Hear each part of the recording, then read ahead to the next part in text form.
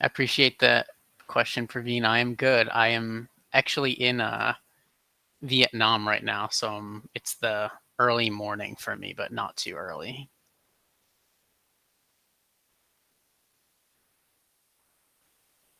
Anyone else calling in from anywhere that they want to share?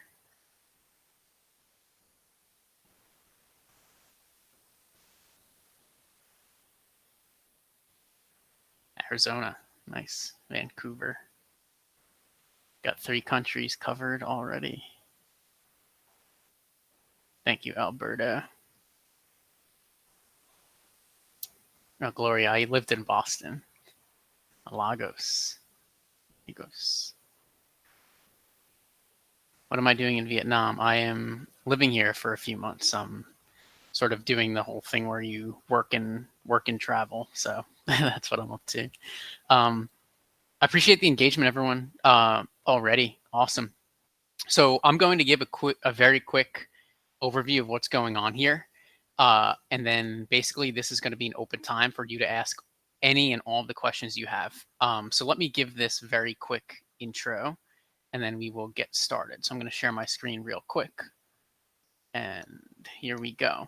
So I am a former Bain on-campus interviewer. I'm Jeremy, and here's a little bit more about me. So I worked at Bain for 4 years. I was an AC, an SAC, a consultant. I interviewed tons of folks while I was there. And I left 2.5 years ago. And since then, I've been doing a number of things. One of those you see at the top is freelance consulting. So I partner with executives similar to how you would at Bain, but just more independently now. And another thing I do is I coach a lot through Leland. So I found that I absolutely love to help people just like you all better position yourselves for case interviews, behavioral interviews from consulting firms. So my specialty is helping people master the case and the behaviorals, but I help with the whole application process. So I love this work and I do a lot of it. And that's also why I'm hosting this event. So this event is really a time for you to ask me anything, an AMA, as they call it, I guess. If I know the answer, I will share it. If I think I know the answer, I will be clear that I'm not sure. And if I don't know the answer, I'll do my best to find someone outside the session or hunt down some resources for you. So this time is for you all. That's why I do it. I want you to get as much as you can from it. And just know, I always share that you'll hear me say this throughout, but you have access to me outside of this too. Like you can message me through Leland. I'll give you my email.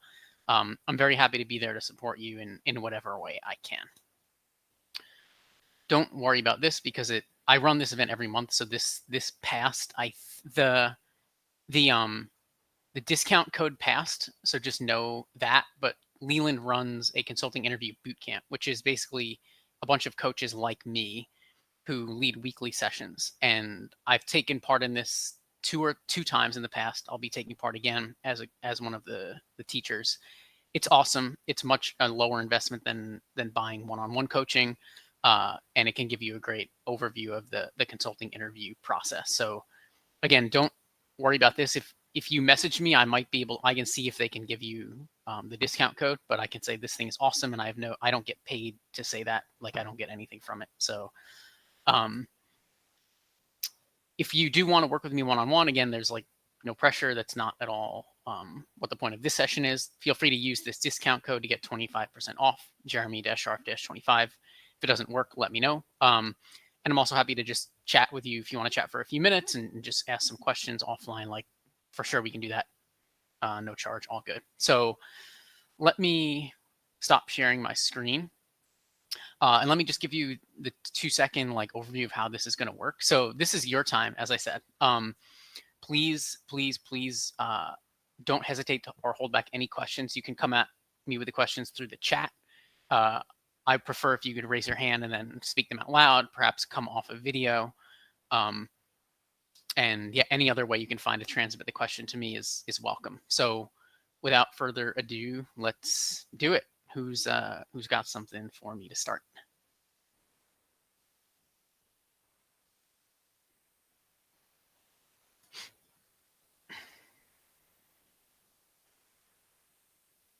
And feel free to use the chat or just come off. Yep. Thank you. Alberto, what's going on? Hey, how's it going? Can you hear me fine? Yeah, I got you. That's good. Sorry, my camera is not working, so that's my bad. It's I'm okay. sorry about that. But I just had a quick question. Obviously, this is something I ask a bunch of consultants, but I just want to understand what would be your process to best prepare for the actual case interview? I don't know. I've been watching some videos and everything like that, but obviously, this knowledge has to be, renewed and everything, especially right before Mhm. recruiting season. So I don't know. What would your process be to be able to, ace more case interviews? Yeah, it's a good question. So obviously, there's a lot that goes into it. Here's like the basic way I would think about it. I would make sure that you have practice with someone who basically was in one of these consulting firms. So someone like me, but not specifically me, like someone else on Leland or elsewhere who knows what the interviewers are looking for. That's number one. Number two is lots of practice with friends and other people who you don't have to basically like buy time from, but can just practice over and over with and get reps in. Um, so those are like the two key elements uh, that you want to make sure you're engaging in. The other one that I've started to add in recently. So quick anecdote, I coached a lot this past summer on Leland. Most people come to me at that time because it's right before the undergraduate interviews. And I started to use Leland Plus. So Leland Plus is a platform that has, and again, I have no stake in this at all. Like if you watch these, if you buy this thing, it doesn't impact me.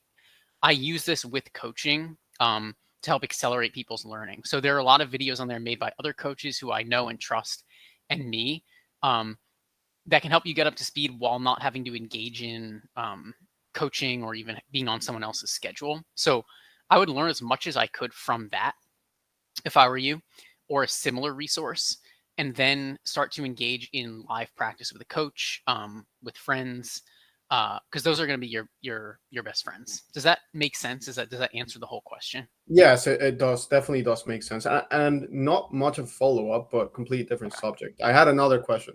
Yeah, go You for it. know, obviously, like my main focus is in finance. However, to get there, I'm, I in consulting, everything like this. I just want to know what would be the best approach to network, right? Which levels of management should I target in order to be able to, get informational interviews, get those referrals, everything like that? Is there any specific, title I should be looking for? It's a good question. So basically, the way I like to phrase it is that it's just like a total dogfight. Like everybody wants these jobs, and you should use any resource at your hand to like make an inroad at the company. That could mean a family connection, right? Like some people are afraid to use those, but no shame or anything if there's a family connection or a friend connection or just any way that can you can get in conversation with somebody at the firms and ideally the target offices that you want to go into. There's not a specific level that I would say is better to talk with, but here's the strategy I would use. It's more likely for someone to get on the phone with you. um, just can you answer one quick question? Are you an undergrad or a grad student or something else? Yes, I'm about to finish my undergrad. I'm Okay, graduating in May 2025. I do have some internship experience, but obviously not too much in the consulting sphere, more in the finance sphere. got it. Yeah, so you're going to be more likely to get people who are more junior on the line with you because they're more similar to you, right? And they also have Mhm. more of a they can relate to your experience where you're at. You'd probably have a better conversation with them. So I usually advise people to focus on finding people who they can relate to in some unique way. So the most common way to go about that is the same alma mater, right? Like you went to the same school for Mhm. undergraduate. Other things could be if you played the same sport, if you have a similar, if you someone also comes from a finance background. But let me just caveat, like people are so busy nowadays. So typically you're best off spreading like a wide net and going after like lots of different folks at these firms. And if you get rejected or people don't answer, like it's totally not a reflection on you. People are Mhm. usually just busy. And following up is your friend. So this is just sort of my whole networking approach that I'm laying out here because I usually end up laying it out in these sessions anyway. So I'm just going I to can share it imagine. now that we're already in it. Um, yeah, there's no shame in following up, and the depth of the relationships is more important than the number of relationships. So if you Okay. can get to know a couple of people really well, what your ultimate goal is for them is to write you a letter of recommendation, like vouching for you to the recruiter and the recruiting team. So the way you do that is not by talking to like 20 people for 20 minutes, but like two people for a couple hours over the course of a longer period of time. And Mhm. then they're often willing to connect you with other folks too. So that's like the basis of the strategy. Does that make sense?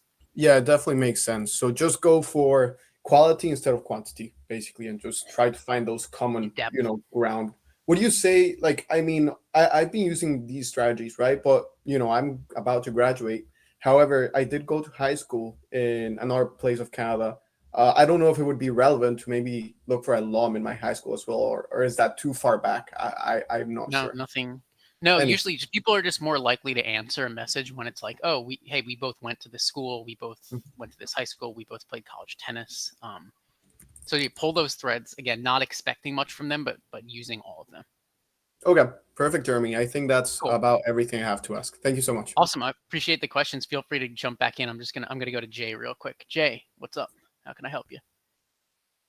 All right, let me see in the chat. Hi, Jeremy. How are you? Yeah. Hey, I'm doing well. How are Thank. you? I'm really good. Thank you so much for doing this. I'm currently revising my resume, and I'm considering because I'm using my school's template, whether or not it makes sense to put an executive summary at the bottom, at the top. I know that many Generally not. investment. Hmm? Generally, you don't need to. I don't need to. No, it's not critical. So Are you what an would be? undergrad? Yes, I am. Yeah, I'm a it's sophomore. not it's not necessary. Usually, it ends up being very jargony. Got it, got it. So you would take the typical approach of putting your education, work experience, campus involvement, and then Yeah, maybe a as an undergrad. certification. Yeah. Yeah, that would that's how I have my client structure resumes. If you want, I can send you my resume template if you want offline. Like that would work. Yeah, I would love to because I'm applying right Awesome. now and I want to make it as good as possible. Cool. I just posted my email in the chat, so you can just use that. Anyone can use that to like reach me. So yeah, send that. I'll send you the template. I do not have people do the summary because I said I think they're jargony and I don't think people really get much from them. So instead, focus on the experiences. Perfect. Thank you, Jeremy. And I'm going to leave my LinkedIn on the chat if anybody wants to add me. Cool. Thank you for the question, Jay. Let's go. I saw Shreya's question in the chat, and then we'll go over to Gregory or George next. So, Shreya, how to improve the brainstorming component, especially while under pressure? Okay, so I have a lot to say here. This is another one of those things where I usually end up talking about it every time. So I'm going to just give you my whole package on it right now. First things first, there's a video that I made on Leland Plus that answers this exact question about brainstorming. So again, this Leland Plus thing, I don't get anything from you signing up. It's like very more affordable than one-on-one coaching. It's like 10 or like $30 a month or something in between. So you can get like this type of thing on there. My general advice on brainstorming. So a lot of people come to me and I work with them one-on-one, right? So what I've noticed with most people is that they have they basically have like a box around their heads and they think that they can't go outside that box. And this is what you colloquially hear as like a person isn't thinking outside the box. I find that it's because people often don't have a lot of experience with this type of brainstorming and they don't give themselves permission to give all the answers that are actually reasonable and interesting, right? So if I asked a person, what are 5 ways that this company can improve their revenue? People will say things like they can sell more or they can like sell at a higher price. And then that's it, right? So while that's technically correct, it's not very creative. So if I asked you for 5 or even like 20 reasons, how would that sound? It could be like selling in new geographies, finding new customer segments. It could be creating a better product, creating more product lines. It could be hiring new executives who are better at strategizing. So there's like an infinite number of things that could be possible here. But most people don't have experience just vomiting these out. And the most common advice that I really end up giving is that there are very few wrong answers, right? So the interviewers are sitting there all day listening to people answer these same questions. You need to be unique and stand out. You need to answer the question, obviously, but you want to be interesting and deliver your answer in a way that's different from everyone. So that's what my goal is when I'm working with people. And so I give people creative brainstorm prompts often, where it's like I'll start out very simply and not even case related. Like, what are 5 uses or 10 uses for this water bottle, right? Like you could use it to like pin open a door. You could use it as like a like football if you don't have one. I'm just making stuff up, but I'm trying. That's the point. Is like I try to get my clients, and I would advise you to get to the point where you can come up very quickly with ideas for things. And so when you're under pressure, like the first thing I would say is a lot of times you can ask for time, right? So once or twice a case, it's fine to be like, hey, can I take 20 or 30 seconds to just map out my answer? That's better than if you need the time to take it. But I would rather you get to a point where you almost never need the time. And that can happen if they put you under pressure. The other thing that I want to add, it's my final point, is in the brainstorming questions, a lot of people become very unstructured, right? So if I ask you for 10 reasons, they'll just vomit out 10 reasons. That's fine. It's better than vomiting out one. But what I prefer as an interviewer is for you to be able to put your answer into a structure or a framework, right? So if I were to ask you, hey, what are 10 risks of opening a coffee shop? You could just give me the 10 risks in a list, but a better answer would be, okay, I'm actually noticing there are 2 types of risk. One is like internal, one is external, right? Internal is that employees don't show up, external is that the competition gets too steep. That's one like way you could do it, and then list out more in those categories. Another could be, oh, okay, I'm noticing there's actually like a spectrum of risk. Some things are very risky about it, some things are not very risky. The biggest risks are that like another coffee shop opens next to us, or that there's like a hurricane in the area and it destroys the shop. The smaller risks with opening a coffee shop are like that we, let's say, get some bad publicity, or that we lose money the first year, but then find a way to make money. Like, I mean, those are not good answers per se, but more importantly is like you're showing that you can like structure the answer and you think very creatively. Does that make sense? I know that was a long answer. Yes, that definitely makes sense. It was something that I struggled with my final round Bain interview, so going into the process again would probably like to improve upon it, but that makes a lot of sense. Yeah, no, so it sounds like you have plenty of experience, like, because getting to the final round shows that you're already like at a really good place. So yeah, it's just these like tweaks that would help you get over the line, I think. Appreciate the question, Shreya. So let's go over to George. How can I help you, George? Hi, Jeremy. Thanks for your time. Quick question. So I currently have a background in Big Four, and I'm looking to pivot into MBB. I wanted to sort of get your insight into how relevant you think the experience is, or if it sort of turns on its head Big and it's Four slightly different. accounting, or were you on like the No, I'm west strategy side, consulting. where at one of the Big Four accounting firms? Just to make sure I understand it. Yeah. Correct. Okay.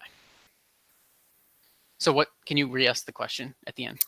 So I guess how relevant is the experience then, and how does that differ to MBB? And is that sort of going to be a hindrance, or is that going to be something that could maybe make my application look stronger? And what's your situation? Have you worked at the Big Four accounting firm for multiple years? Are you an intern? What's the? No, I'm in my 3rd year currently, and 2 years prior to that, I was in IB. Yes. Okay. So you've been in the workforce for like 5 years. Yeah, you probably can't tell by my age, but I'm quite old now. Okay. Yeah, that's fine. And do you have an MBA? I do have a master's in finance. You have a master's in finance, and that was from like when you Judge. were also in undergrad. That was followed by undergrad, but yeah, that was Followed. Judge. Yeah. Okay.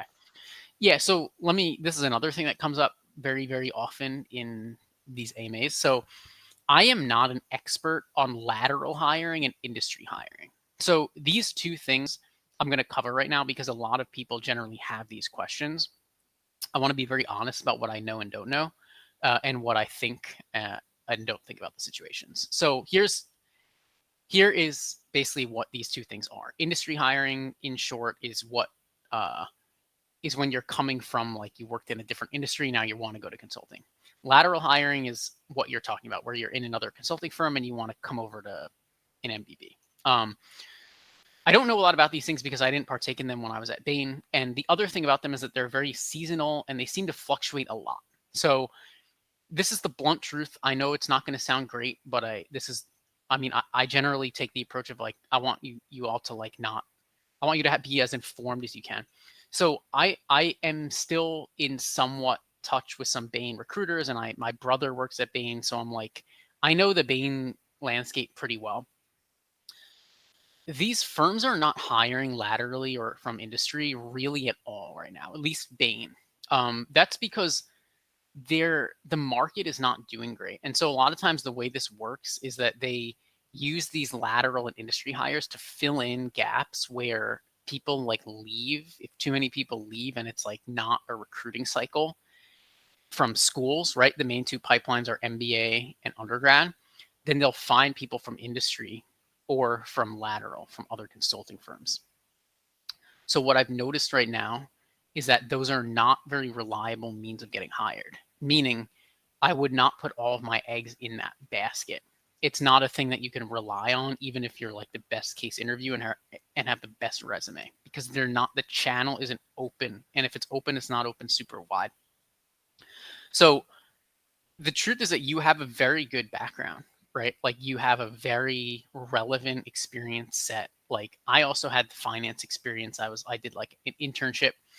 Translates very well to consulting, right? You've shown that you work hard, you're analytical, you can deal with people, and then same with your consulting experience. Like you're probably at another very elite firm, so you have all this stuff, right? It's just that at this moment, it sounds like to me, like the signals that I get when I talk to people who I have a better pulse on it than I do, is that it's not a good time for it. Does that make sense, George? Yeah, no, that makes perfect sense. I mean, it somewhat resonates with things that I've heard. I mean, I was aware that last year the hiring was borderline frozen across the board. Mm-hmm. Yeah, it's just a hard time, but that's not to say like that I'm not giving my. I think you have like if you were coming in through like a hot market and you had an interview, let's say, or you were like someone was going to read your resume, I would be like, this is a very well qualified resume from what you're saying, right? So I would have no concern at all if I were you about your experience. Like you have as relevant experience as it gets. Perfect, thank you. Yeah, you got it. All right, Kamal, I see your question in the chat. Can you stand out in a pool of applicants with a 3.2? Kamal, where do you go to school? I'm just curious.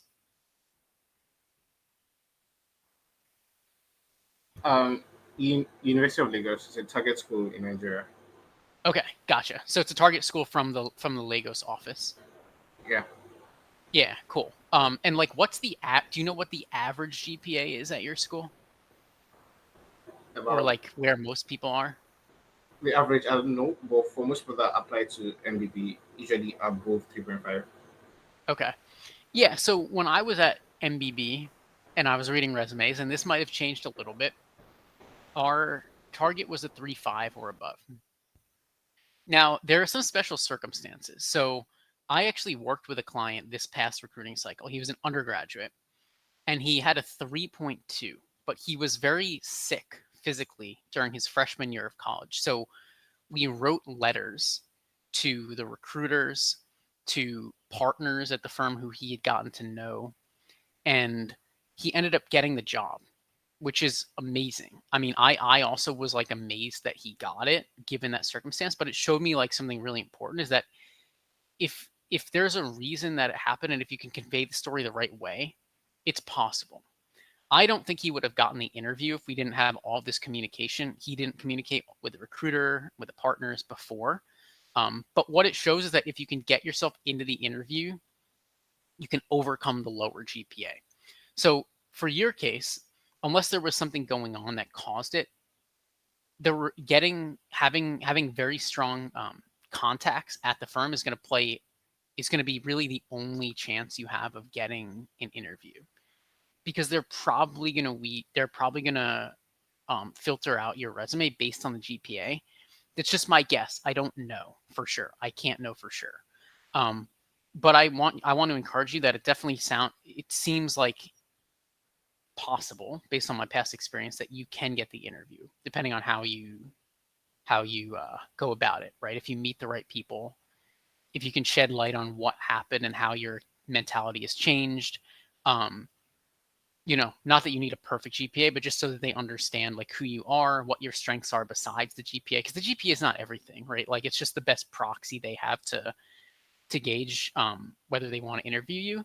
But when I talk about recruiting, there are basically two big parts of the process. There's the getting the interview and then acing the interview. Your biggest concern here is getting the interview. The acing the interview is a totally different thing, right? So I would put all of your energy into getting the interview, and I'm happy to, if you want to email me or something, like shoot back some more detailed thoughts. But does that make sense right now? Yeah, it does. Okay. Okay, cool. Also, Yeah. I don't have a follow up question.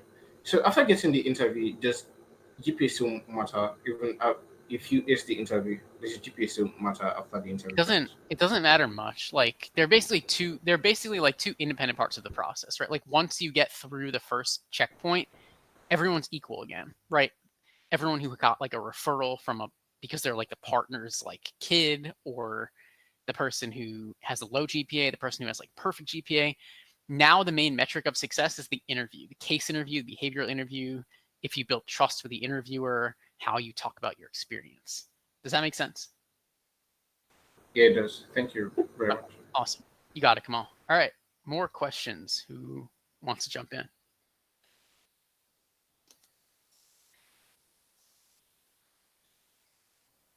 Feel free to post in the chat or just come off of mute or raise your hand. Any of them work.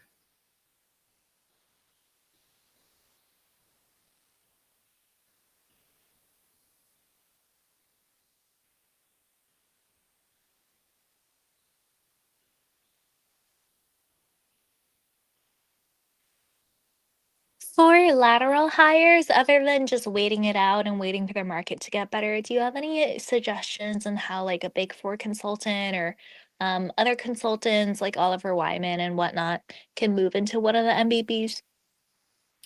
It's a great question, right? Like, if there are no spots, it doesn't matter how qualified the person is. That's the main problem, right? Like, I really wish I could be here and be like, hiring's booming, like they're noticing a need for more and more people, even in the off cycle, which is what opens up these slots.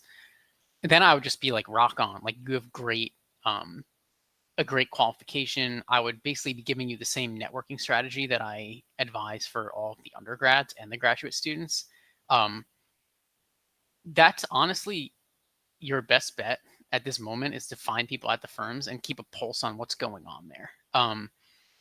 I can if you email me, I can give you an email for someone who might be able to answer some questions at Bain. But again, Bain is just a proxy for the rest of the firms. You want to be like, basically what I've had when I've asked this question to the firm before is that they've said like, wait a couple of months and then like ask again. So basically they don't know, right? It's all dictated based on like the demand that they're getting for work. Because at the moment, a lot of them are like, we don't know if there's more work coming, so we're not going to hire. They're hesitant. But if it starts to ramp up, then you want to be there ready to pounce. And what that means is like that two things: you would know that the door is open, and that you will have already established contacts and like built rapport with the recruiter and or a few consultants in the office you want to go to, so they can just recommend you. So I know it might kind of sounds like a little waffly, but that's sort of the situation that we're in. But I think if you are committed, the best way to do it would be to set yourself up for success. And then when the door opens, to just hope that you get a chance. Does that make sense, Alice? Yeah, absolutely. Thank you so much. This is helpful. You got it for sure. All right, Kamal, I'm going to answer your question in the chat. Oh, you're looking for case partners. Yeah, this is great. If you are looking for case partners, email me, because I have some people from other times I've run this who want case partners, so I can connect you with them. And also, yeah, anyone from this, if you can't meet each other in the chat now, just email me and I'll try to connect you. So definitely reach out. Mate, I hope that's the right way to pronounce it. Please correct me if I'm wrong. As an undergrad, what type of internship experience are recruiters expecting when applying for junior summer internships? Great question. This should help a lot of people. They're not looking for anything specific, right? So there's really nothing on the resume that people are looking for. Oh, Alice, just if you, Alice and Kamal, just email me and I'll help like you connect to other people if you want. If you want a case. So there's nothing specific on the resume they're looking for, right? Like there's no exact profile they're looking for. these firms accept people from every major. They accept people from like the art school to like writing and literature majors to engineers, and of course like business majors too. The same thing goes for internships, right? Like it's more about your academics are very important, right? The GPA is very important. There's no way to get around that, unfortunately, or fortunately, depending on where you stand. That's still going to be like basically the most important thing. But it's the whole picture, right? Like, are you involved on campus? Did you do an internship that seems interesting and that you communicated well on the resume and that seemed like you had some responsibility and were owning something and made some sort of impact? It doesn't have to be at like a Big Four consulting or any other consulting firm or even like some investment banking job. It just needs to be something that makes sense with your story and that looks like you're like a promising candidate, and that can look a million ways, right? So basically, I would say I would be curious, like what if you want to share more, I'm happy to go a little deeper with you, but like what you're thinking about and what you're sort of hung up on. So feel free to jump in, or you can follow up in the chat. I'll go back to George for the moment. George, what's up? So I was just picking up off the back of something you said previously regarding the stories, and I guess I had several questions off the back of that in terms of the storylines that MBBs or Bain specifically look for, and I guess how to convey that properly, or I guess as a first question, what is the best way to convey your story? Do you want to give yours specifically so that I can like give a specific answer rather than like generalization? I'll try to be more general, but so yeah, I went to a target school in London, then ended up doing a master's in finance at Judge, did 2 years in TMT IBD at Goldman, and then moved laterally to consulting at Big Four, where I sit within wealth and banking. Yeah, and so why do you want to go to consulting? Very honestly, why do I want to move to consulting? Yeah, I'm just curious. I prefer the work. I found IBD rather than monotonous. It was just a lot of Excels and spreadsheets, and the work was very under stimulating. I find consulting is chops and changes a lot. I find I enjoy being front office and client facing. I guess I enjoy rubbing shoulders with senior stakeholders as well, especially people specific to the financial services industry. Yeah, and why do you now want to go from where you are to MBB? It feels like a natural sort of stage of progression. I've been in a Big Four for going on 3 years. I've been promoted from consultant to seniors consultants now. I feel like I've sort of earned my stripes, and I'm sort of trying to progress myself now at this point. Got it. So the bulk of the answer here that will need to be fleshed out is that last part, right? So the whole story makes sense. I mean, I'm guessing I'll just fill in from my own like guessing that you were interested in finance, like you went into finance, it wasn't exactly what you were looking for, so you found out about consulting, you switched to it, you've had a great experience like with more interesting work, more variation, you're not just in Excel, you like the client side. I think there needs to be just a little bit more of a compelling case as to why you would now switch from that into an MBB, right? So just think about it from my perspective as the interviewer. You're already in consulting, right? So what's prompting this change? And I feel like I understand the story makes total sense. Like your honest answer is generally the best one, right? Now I'm of course aware that a lot of people want to go from like where you are to MBB because of A, like prestige, or B, maybe it pays more, or C, because there are better exit ops. Like I know those, and generally those go like a little bit more unspoken, and it's fine. There's nothing wrong with them. I'm just curious more like what are the specific reasons for you? Like what do you know about the MBBs or like the firm that I'm at specifically that makes you want to go there? That would fill in the story and make it feel like I really understand who you are and where you're coming from. Does that help? Yeah, no, it does. I mean, a lot of the answer revolves around, or I guess personally, the answer revolves around the work that you do, because the work that you do, that MBBs do to Big Four are very different. And I think that's the work that I'd find a bit meatier and a bit more, not stimulating, but that's the only word that comes to mind. I guess interesting as well, maybe. But I think that's sort of a lot of the motivation behind it. I'm hoping that resonates with other people as well.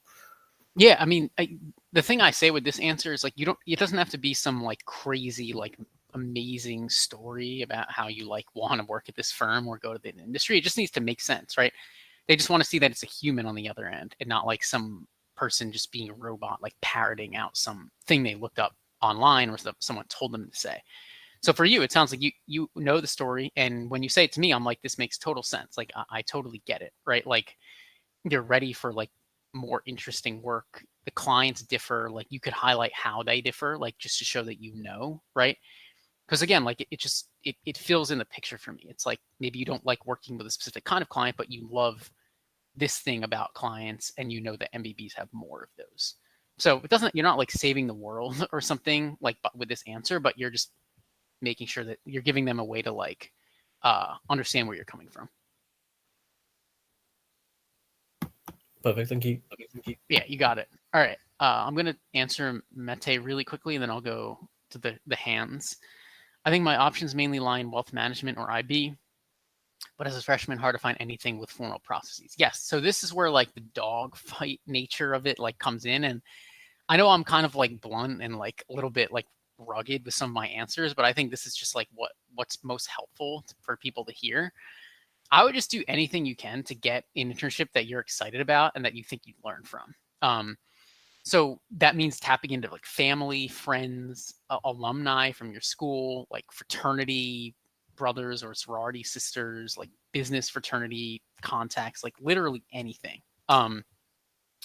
Sometimes there's a formal process, but like for example, for me, I worked at a company that I had an uncle who connected me to someone, and then that was my freshman year internship. Because there are really no, I mean, companies are not looking to hire freshmen. It doesn't really do much for them, right? Because the reason that the companies have internships after your junior year is because it makes it so that they can basically, it's a long interview, right? They can see if you're going to be good at the job, and then they just hire you if you are, and don't if you're not. So this is a lot different, right? Like there's not a real incentive. Those options both sound great, wealth management or investment banking. Not because they're like better than any other option, but because they're something that like you would learn in, you would probably work pretty hard in, and which shows a lot to these consulting firms that you're like willing to work hard. But yeah, as I said, that's my main advice. There's nothing specific that's better than anything else. It's more about getting something that feels interesting and like you learn from it. Hope that's helpful. Feel free to follow up in the chat. Let's jump over to Danan, then we'll go to Alice, and then I'll come back to the chat. Danan, what's up? Hi. Hey. Hi, nice to see you. You too. Yeah, I also because the previous people ask about the talk about his journey, and you give very good structure. I also very confused now. Okay. Because so maybe I just talk about my background. Yeah, what's your story? Yeah, where are you? Are you undergrad, grad? Give me some background and then go into the story. I just finished the PhD. Oh wow. Yeah, and so 10 years ago, I start my undergraduate in a very bad university in China. Okay. So I always feel shame about it. So that's why I come to do the master. I come abroad to do UK. Where? To the master. UK. Yeah, master. And then, but that because language is a big problem for me. So after I finish the master, I can't speak proper English even. So I just can't find a job. But I'm very lucky because during that bachelor master, I'll do my own business, and I'm selling different kind of product or selling education courses to Chinese customers. That's what you're doing now? No. When were you doing that? My bachelor in the year 2, I started doing that. Oh, and okay. But after the COVID and everything changed, customer behavior changed so much among Chinese, so I don't do that anymore. Especially in this 2 years. Okay. So when did you get the? Sorry, this is. I don't want to go too specific because I want to make sure we get to the rest of the questions. Here's what might be better, because I feel like there's a little more depth here.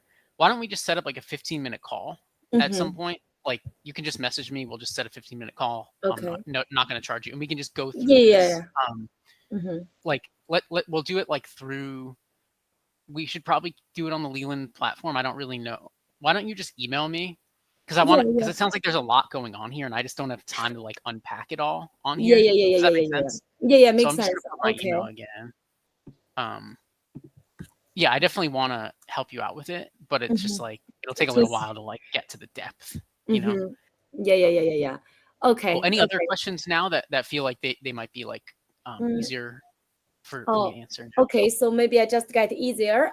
So I don't have any big firm background.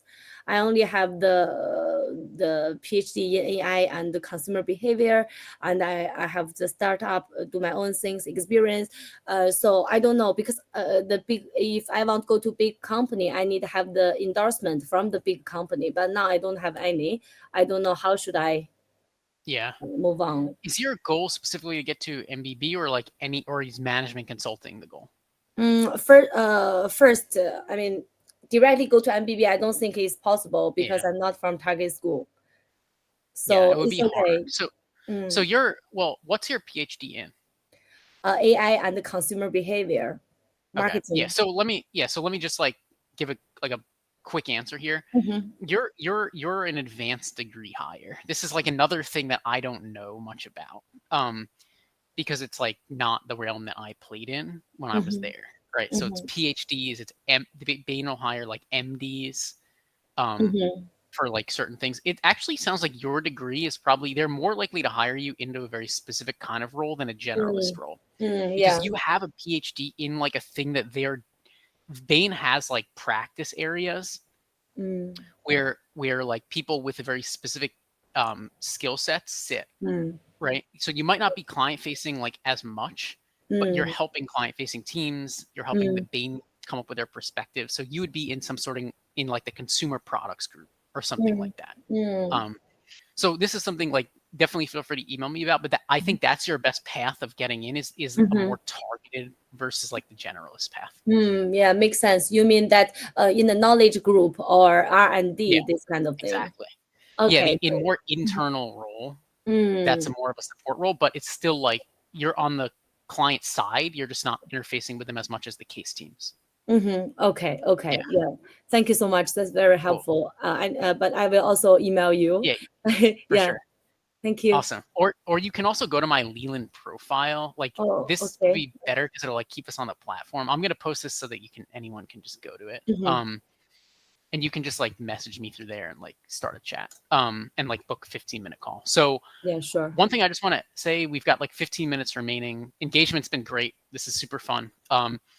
I love doing this coaching. And I think that after this ends, like some link comes up either on your screen or through an email asking you to leave a review of this session. No pressure to do it. If it wasn't for you and you didn't get anything from it, please no pressure to leave a review. But if you did and this has been helpful, I would be like super appreciative of any good words or a good review because it helps people find me. And I love coaching. I love helping people get ready for interviews. So if that comes up and you're up for it, I would appreciate it. No pressure. All right, let's keep rolling. Alice, what is up? Yeah, again, thank you so much. This has been incredibly helpful, and we all really appreciate you sharing all your expertise here. Thank you. Yeah, of course. I was just curious, for the general candidates here, do you have any advice on how to best prep and other than using casebooks and like casing with your local circle of friends, even finding people online, how do you guarantee that you receive like top tier training other than coaching with you, of course? Yeah, for sure. Yeah. So there are many ways to do it, right? Like a lot of schools have consulting clubs. A lot of students are like good at casing, and the best students, like I don't know where you go to school, but so if you know students who've gotten a job at an MBB, basically I was in a fraternity, so I had like a fraternity brother who'd gotten a job at Bain, so I would case with him, right? So you might have someone who is like a senior and you're like a sophomore or a freshman and you know they've gotten an offer for the internship or the full-time job. So you know they're good at casing. because you want to make sure you're getting quality feedback. Like you don't want to just be like blind leading the blind. So that's like another way to get it without working with someone on Leland or like someone you find somewhere else who's been at a firm. Here's like the general like high level advice that I give people when they're trying to case well.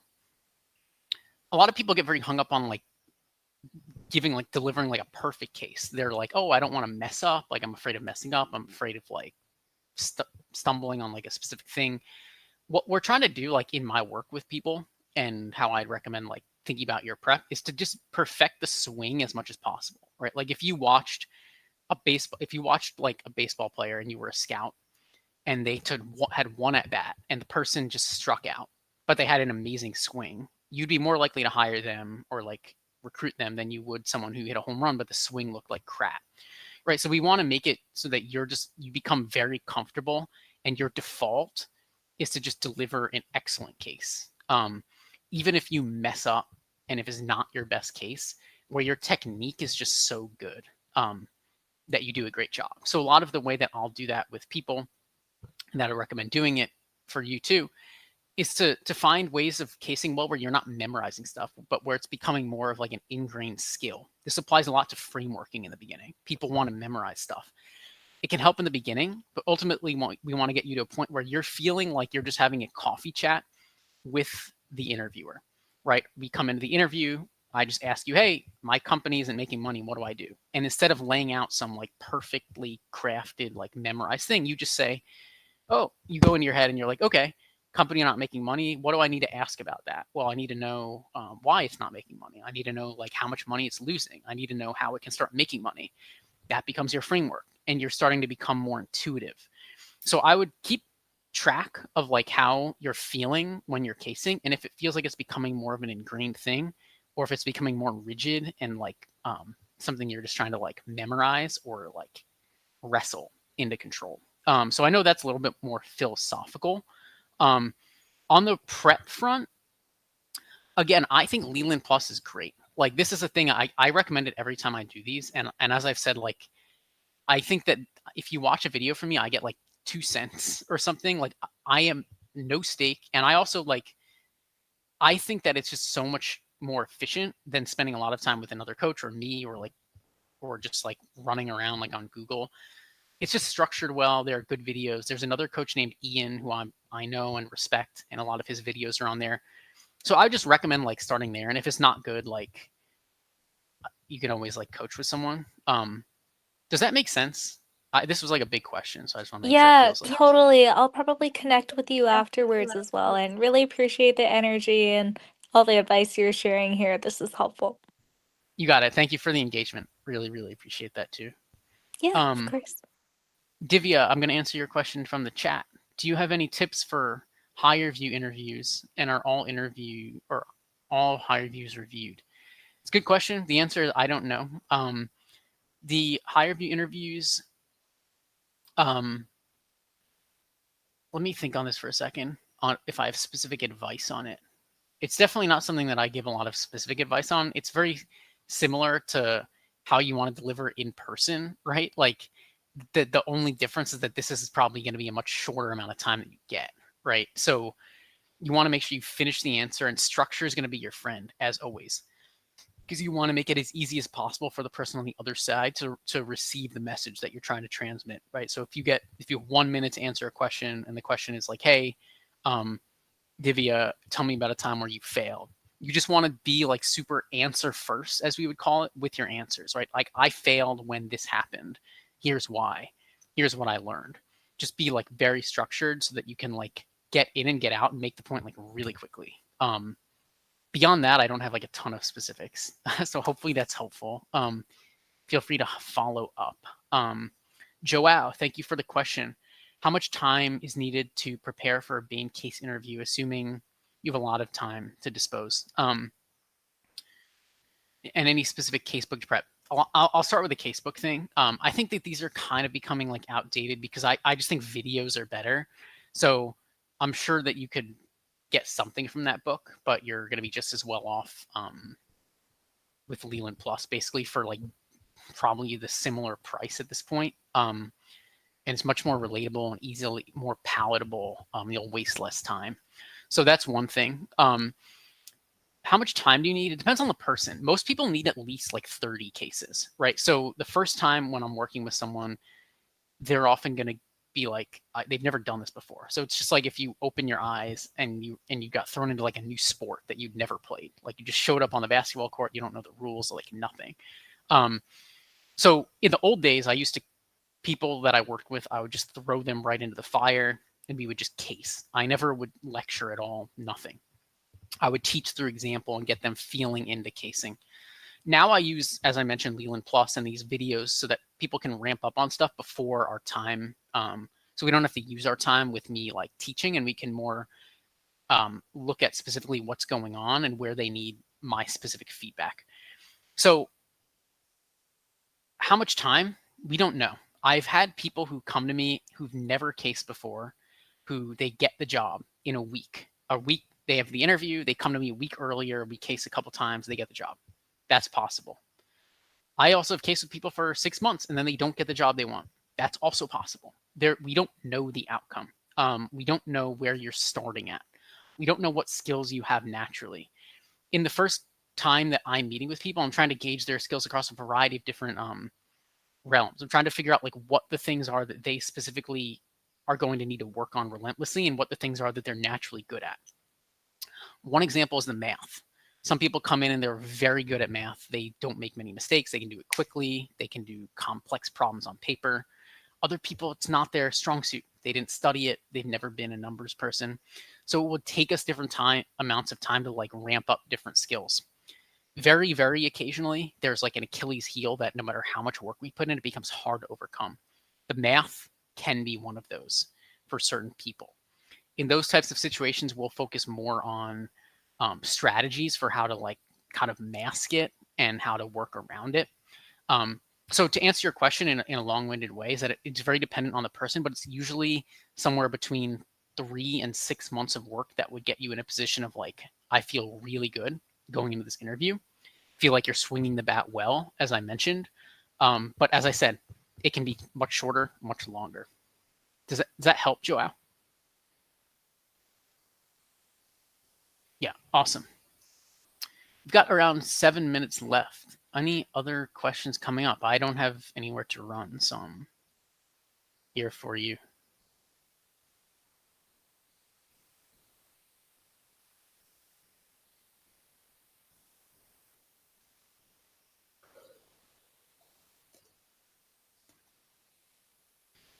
And thank you all again for being here. This has been fun. As I mentioned, if the thing for like a review comes up, would appreciate it. No pressure, but I'm here to hang if anyone has more questions. Maria Jose, I'm a freshman. What advice can you give?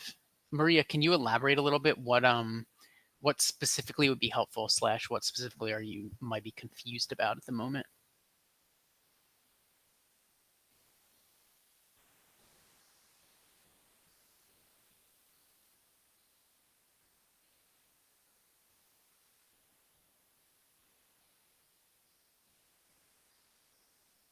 Feel free to, there we go. I would like to know what things I should focus on to be hired in the future. So this is a very broad question, right? So you're a freshman. The most important concern for you right now is not preparing for interviews, for case interviews like that. That's a far out thing. I don't advise anybody start working on it as a freshman. There's no need. Is to focus on basically like I'm a very like I take a very honest approach. I would just figure out what you're interested in, what's pulling at you, what internships do you want to do? Like, a lot of people get into the pattern of trying to build like a perfect resume. Again, like this can work, but it probably won't be the most fun. It won't be that interesting because there are infinite number of good resumes, right? Like the one that you think looks good, it might not be interesting at all to you. So I would just find a way to be really engaged in what you're doing, right? Find things on campus that are interesting. Find internships that you actually want to do. You want to be there. You want to learn. That energy and that attitude will come through both in the resume and when you eventually interview. And it'll probably also lead to you getting like better grades if you study what you want versus what you think you have to. You'll do better at your work. So that's the best advice I have there. Maybe it's a little bit idealistic, but that's what I've seen work best for people rather than try to make like a perfect thing where there isn't even like perfect that exists. So the slides, Gloria, the slides, there's nothing on them really that you'd need. If you have any questions, just message me. I can like send over anything that you'd like. So nothing to share, but if there's something that you want shared or interested in, let me know and I can see if I have it. Let's go to Don Don. I feel it's very challenging to learn specific business language and get the right vibe in consulting. Yeah, it's an interesting question. So can you confirm for me right now, is this like you're concerned that in the interviews, you're not going to sound like you know what you're talking about? Kind of just confirm that, Don Don. Yeah, the discount code, let me throw that in. There it is. If it doesn't work, just email me or message me. Yeah, so I'll go to Don Don's question. If anyone has anything else, keep piling them on. Thank you, Jeremy. My question is, because I stay in the academia, and I feel before when I joined PhD, I also don't understand the academia language. Yeah. So now I feel that because I talk to the people in consulting, I also engage in the academia. I feel their vibe is totally different. So I don't know how to. Yeah, it's different. Yeah, for sure. It's probably different, like because like consulting is the most like profession. It's like professional services, and academia is just like different. They're different like parts of like the landscape in terms of like where you could spend your career. I would worry about it. Like a lot of these people are talking like that because they work in consulting. They didn't talk like that before, right? And so you might be misinterpreting that they like always talked like this. A lot of people go into the interviews and they know, like, people get these jobs from any background, right? Like when we would interview undergrads who studied engineering, they might not know what, like, I don't even know, like share of wallet is, or like customer segmentation. What they'll do is they'll study up enough to like do well in the interview, right? So they'll understand like profit is revenue minus cost. They'll understand how to like calculate like break even price point. But they're not like business people yet. They've just gotten up to like a proficient point to interview well. So that's like the same thing I'd be focusing on if I were you. It's like you're not going to be expected to be like a Bain or a McKinsey or a BCG person because you've never worked there, right? But you're expected to have some requisite level of like interest and familiarity with the stuff to be able to figure the rest out once you get there and learn the rest. Does that make sense?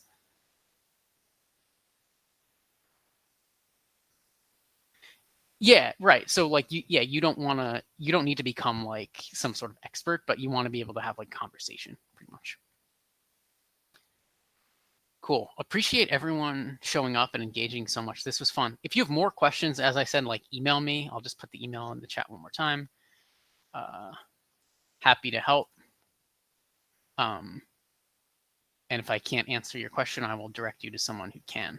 So yes, thank you all. If there's anything last, feel free to come in with it now. If not, I am very, very thankful that you all showed up today.